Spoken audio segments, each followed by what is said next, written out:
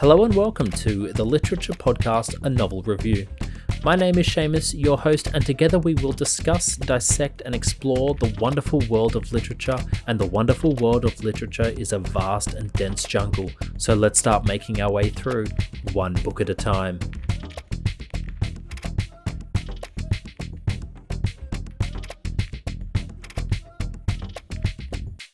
Hello, good day, and welcome to the beginning of another episode of A Novel Review, a podcast exploring the wonderful world of literature. My name is Seamus and I'm your host, and for today's episode, the sad and dark truth about the grass being greener. Did you guess it? Probably not because that was vague, but today I will be discussing Nella Larsen's 1929 novel, Passing.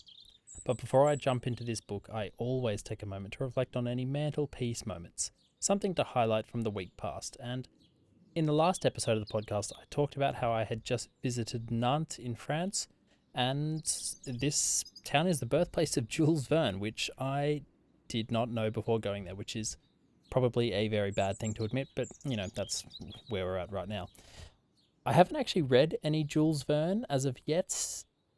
He is on my list, and maybe this is the sign and excuse to read some. I don't know. We'll see. But anyways, he was born here, and it's said the town was a major influence on his works.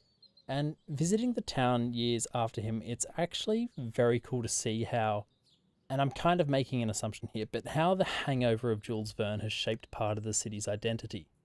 Murals are painted for him, statues, there's countless independent bookshops. One I saw was a sci-fi and fantasy only, which was very cool because I do feel sci-fi and fantasy are overlooked in the literature genre. There's also a manga shop, which was incredibly well visited by people who were also dressing up in cosplay and dancing around. And this is perhaps the most absurd thing as well. There was a mechanical rideable elephant. Now, go and Google and just type in Nantes and elephant and it'll pop up, I'm sure. And the idea of it is it's an homage to Jules Verne and Da Vinci, who reportedly helped inspire and shape Verne with ideas when Verne would, research his books and whatever. So it's a decent place to visit. I mean, of course, the food is amazing. The pastries, croissants, oh God.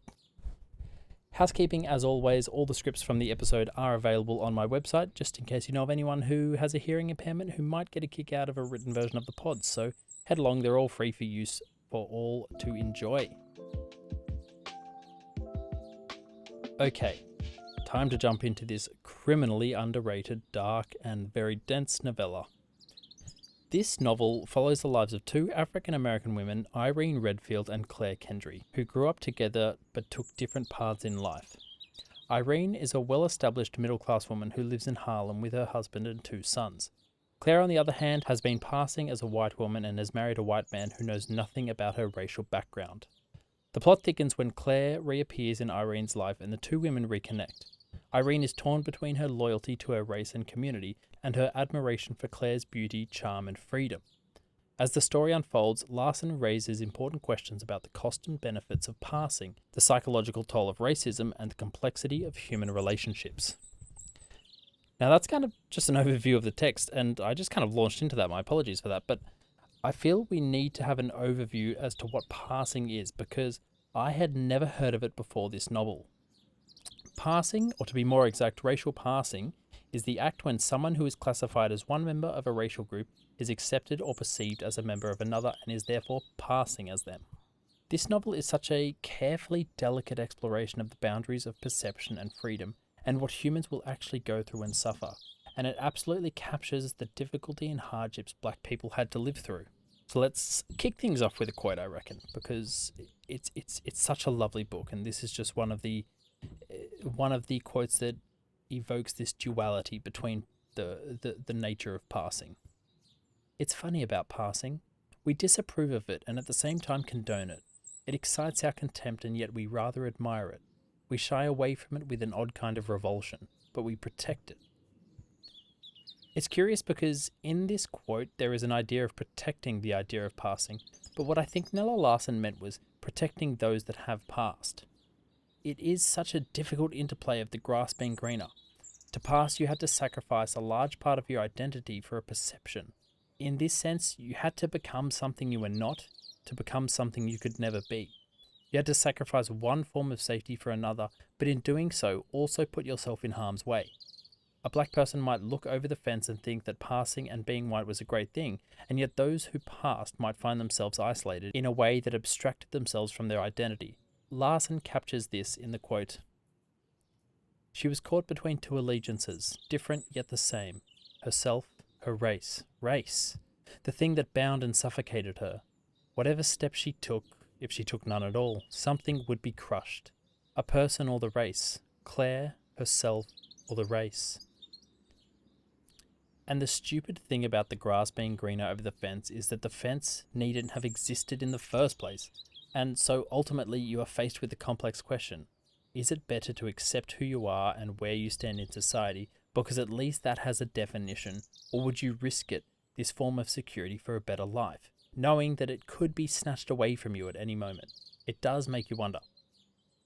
Throughout this novel, there are so many emotionally charged quotes, none more so than the ones that explore freedom and the fatality of human action. And oh boy, okay, I have a passage here that I'm going to read for you, and I need to preface this by saying that it is an incredibly hate-filled passage with words I would not use otherwise, because they are, quite frankly, abhorrent. So why am I using them now, you might ask? And that is a very fair question, and one that I did definitely labour over.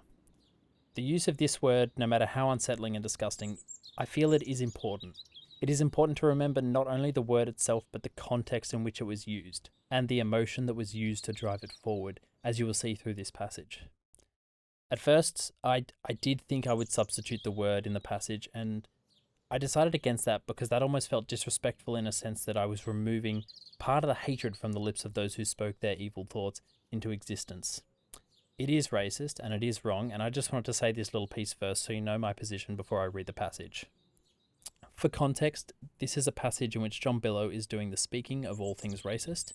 He has married Claire, who is a black woman who has passed, and though he doesn't know it because he thinks she is white, she has started to get a little darker as she ages. So he has what he considers a fun nickname of Nig for her, as a playful joke to the fact that she was and started to resemble a black person. So that's the very sad context of this passage, and here we go. The man chuckled, crinkling up his eyes, not, Irene was compelled to acknowledge, unpleasantly.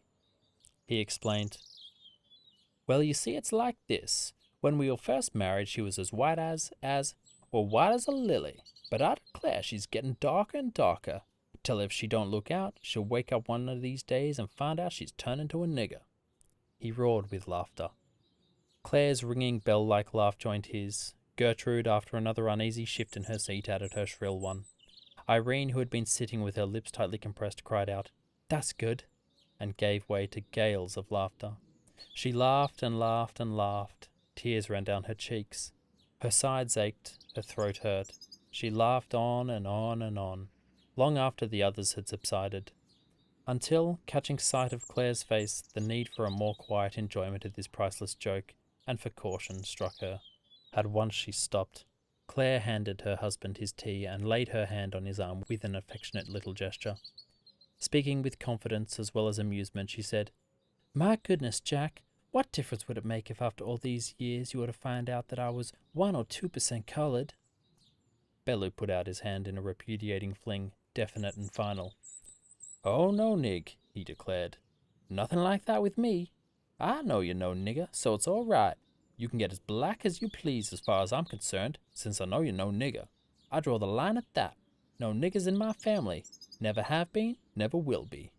Irene's lip trembled almost uncontrollably, but she made a desperate effort to fight back her disastrous desire to laugh again, and succeeded.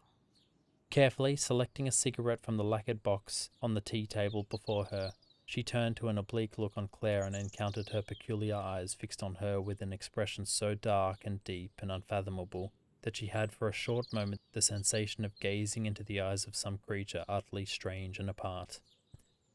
A faint sense of danger brushed her, like the breath of a cold fog. Absurd, her reason told her as she accepted Bellew's proffered light for her cigarette. Another glance at Claire showed her smiling. So, as one always ready to oblige, was Gertrude. An onlooker, Irene reflected, would have thought it a most congenial tea party, all smiles and jokes and hilarious laughter. She said humorously, "So you dislike Negroes, Mr. Bellew?" But her amusement was at her thought, rather than her words. John Bellew gave a short, denying laugh. "Ha! You got me wrong there, Miss Redfield. Nothing like that at all. I don't dislike 'em. I hate 'em. And so does Nig, for all she's trying to turn into one. She wouldn't have a nigger maid around for all her love and money. Not that I'd want her to. They give me the creeps, those black, scrammy devils." Whew. Okay, wow, okay, that was the passage. And, I mean, upon reflection, it's a curious one, because if it wasn't so wrapped up in blind racism, you might actually say it's funny. Funny in the sense that John Bellew's obstinate racism has him blind to reason. He doesn't care if Claire gets black because he believes that she is fundamentally white. And so the whole idea of it is ridiculous. But it was a very, very real issue. In America in the 20th century, some states, particularly in the South, had the one-drop rule, which meant that even if you had one drop of black blood, you were seen as inferior. But that's also why I chose this passage, and I think it is important, because it highlights not just how stupid the hatred was. You know, John doesn't actually care if his wife is black, so long as she's not the thing that he attaches meaning to. Essentially, remove the attachment and what is there? I mean, nothing. You know, just the fear that these people had that they were holding in their hearts, you know. So, like, let's turn away from all this racism and needless hatred now to praise Nella Larsen a touch for her writing style. The writing style, as you would have just heard in that taster, is very, very nice. Very thoughtful. It's not showy. It's not trying to do something outrageous. It's delicate language that moves through the motions of a delicate story. Nella Larsen has a very real control over her writing, which is just another strength. Nella Larsen has a very real control over her writing, which is just another strength through the use of her language.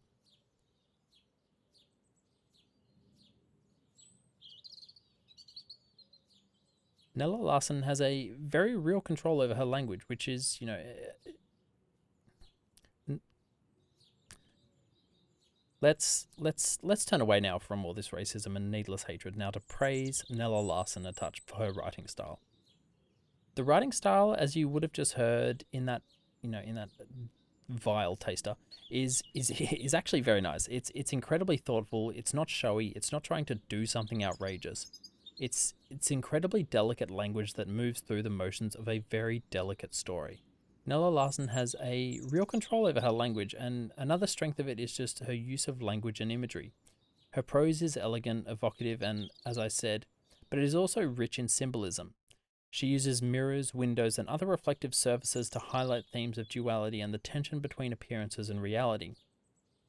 She also employs vivid descriptions of clothes, hairstyles, and gestures to reveal the character's social status and identity. For instance, Irene's rusty black dress and Claire's flamingo pink coat reflect their different attitude towards fashion conformity. It's a very timely book that still resonates as much as it did back in the late 1920s, I should probably start prefacing, as it does today. I believe it's incredibly underrated and very much unsung. If I had to give it a rating, it would definitely be a 4.2 out of 5 because it is simple, it's frighteningly wonderful, and so you know what to do.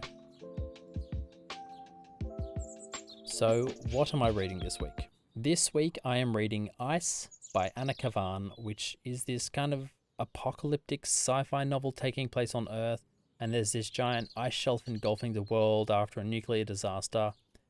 It's a supremely curious novel because it follows a man who is pursuing a woman, and so far, that is the story. I have read that there is not really a storyline running through the novel, but its vagueness gives it this kind of crypticness that makes it really, really eerie, and like nothing is said outright. You are just kind of drip-fed little passages of information that help sketch the world and the state it's in and it's suffered through. So that's what I'm reading this week. Now, before I close out the show, if you've listened this far, please consider hitting those 5 stars. I would really appreciate it. Also, feel free to head along to the website and support the pod. And of course, thank you for your attention. So I think it's time to end this episode. And today, to take us away, I think a bit of Maya Angelou's wisdom to ferry us to the end. And she says, We cannot change the past, but we can change our attitude towards it. Uproot guilt and plant forgiveness. Tear out arrogance and seed humility. Exchange love for hate, thereby making the present comfortable and the future promising.